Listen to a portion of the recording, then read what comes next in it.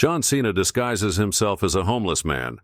The ending will leave you speechless. Don't forget to subscribe for more inspiring stories and comment your thoughts below. John Cena stayed still in his sleek black SUV, the colorful city streets all around him glaringly different from the setting he was about to enter. He changed his disguise in the rearview mirrors, ragged hoodie, a scuffed false beard, and jeans just worn enough to seem as though they had seen decades of use. He had been known as a larger-than-life hero in the ring and on film for years. Today was different. Today he was not the famous John Cena. Among the millions of homeless people society ignored every day, he was just another nameless person. It had come to him a month previously at a charity gala. He could not control the sensation that he was not really linked to the reality of the less fortunate even while he was delivering a lecture on helping them. Though little words were powerful, he had to really understand their situation, walk in their shoes physically, and therefore grasp their hardships personally. Although bold, the strategy was simple. He would live on the streets one day, not revealing his own identity, not money, no safety net here. Just plain, unvarnished fact. Cena's staff voiced worries about what would happen should someone identify him. What would happen should things turn dangerous? Still, Cena was adamant. "If I cannot tolerate a fraction of what they confront daily," he said, "how can I really help them?" He inhaled deeply, then opened the car door and started along the chilly pavement. The metropolis loomed over him, apathetic and hostile. Pulling the hood over his head, he warmed his hands in his pockets. There, no script. And this was not a movie set. John Cena was not the major focus of attention for the first time in years. He vanished from sight, and his trip was only beginning.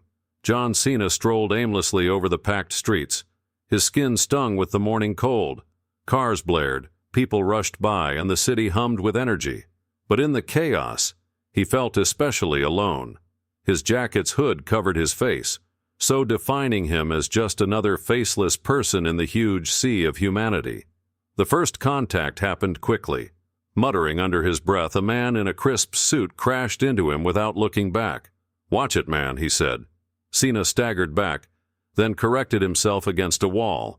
It was not the physical force that the student experienced. Rather, it was the emotional awareness that no one cared enough to reflect back. Hours passed, and Cena's stomach growled with a hunger he had not felt in years. He stammered when trying to beg for extra change. On the rare times he managed to speak, people either ignored him or fired judgmental glares as if he were a nuisance. Hurrying past, a woman in a brilliant red coat tightened her hold on her pocketbook. Another man hurled a bunch of pennies in his way without stopping stride, the sound of metal hitting the ground accentuating Cena's mounting guilt. He sat on a park seat at one point in search of some relief, when a security guard walked over. The guard said, "Move along," his voice devoid of sympathy. Cena nodded and turned away with averted eyes. In his life, he had faced rejection. Yet, this seemed different. This was about treatment as though he did not exist, not about success or failure. Cena's mood plummeted as the sun started to set. Leaning on the side of a building, he watched as people spilt from offices into cozy cars or eateries. His back arched, his feet throbbed, and the weight of the rejections of the day pressed down on him. Then, far away, he noticed another homeless man seated silently with a cardboard sign saying, "I'm not invisible. Please come see me." Approaching gingerly, Cena said a hesitant, "Hey." The man looked up, his worn-out face flickering in a faint smile. In only a few lines, Martin, whose name was Martin, offers insight into his life. A sequence of events that resulted in him being on the streets, a succession of catastrophes, bad luck. "You never think it'll be you," Martin said, his voice tinged with both suffering and resiliency. "But life has a tendency to humble you." That day, Cena felt seen for the first time. Sitting with Martin, sharing quiet and stories, he started to value the invisible strength needed to live such a life. Still young, though, the evening held more to discover. Cena was not yet ready to accept loss. The streets grew quieter as night fell over the city, yet the stinging cold felt more severe than it had ever done. Cena shucked under an awning, his hands shivering from the cold. Having spent hours with Martin, he had shared stories and fleeting laughs. But now he was alone once more, and the vastness of the night was closing in. As he considered moving on, a gentle voice broke the stillness. "Oh, hey, are you hungry?" Startled, Cena turned to find a young woman standing before him carrying a brown paper bag. Her coat looked shabby, and her hair was pulled back in a sloppy bun, but her friendly grin seemed like a lighthouse in the cold night. She said, knelt and handed him the bag. Here. Though fresh, it has a sandwich. Thought you would need it more than I do. I was heading home and decided. Cena stopped momentarily, his instincts pushing him to keep the image he had assumed. His voice quiet and hoarse, he asked, "Why are you doing this?" The woman shrugged, her smile unbroken. "Based on my ability. Everybody deserves a meager degree of decency." Cena opened the sandwich while they sat on the pavement. Along with the meal, he was nourished by the unusual and surprising feeling of being considered a human being. Emma was her name, and throughout their conversation, Cena learnt she worked at a little diner not far away. She always sought to help, even with minimal resources. Emma's comments connected with him. "I know people treat you as invisible," she said. "Nevertheless, I see you. You do matter." Cena's throat contracted. He wanted to tell his own name and show thanks not just for the meal but also for her kindness. Still, he turned away.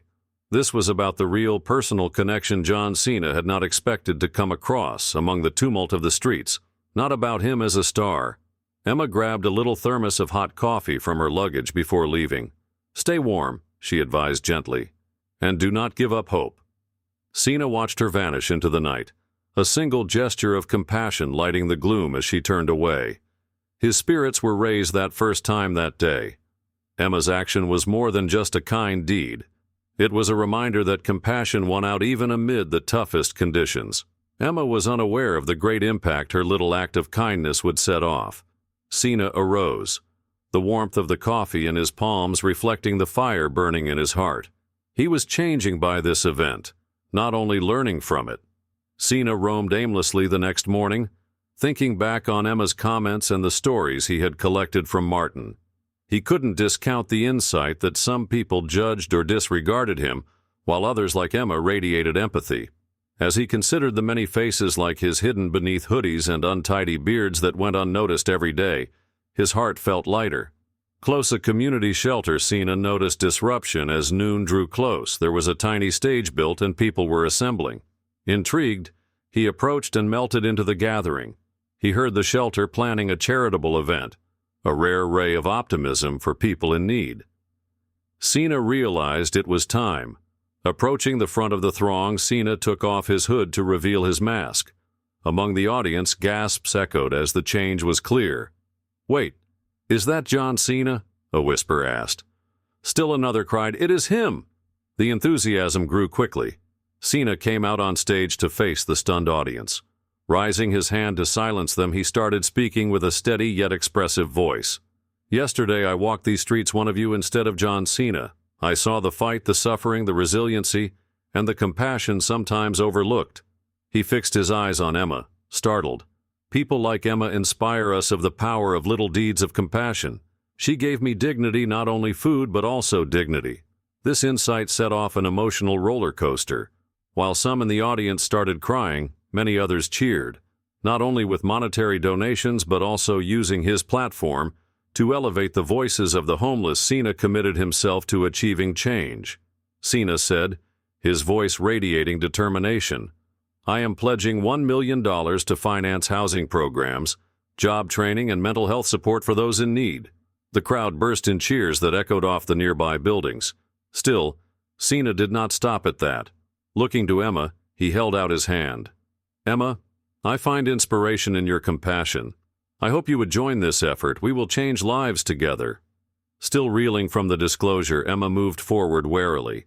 Her voice shaky, she said, "I'm just a waitress. What could I possibly do?" Cena grinned gently. "You have already shown compassion and identified someone in need, therefore completing the most difficult work. That marks the beginning of real transformation." With Emma at his side, Cena started a national movement to solve homelessness in the next months. Martin also joined the movement and spoke his tale to motivate others.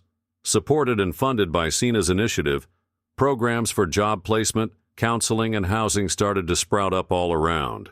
Cena's trip has effects much beyond that place. News sources highlighted his journey of metamorphosis, and his dedication to knowing the stories of others motivated millions of people.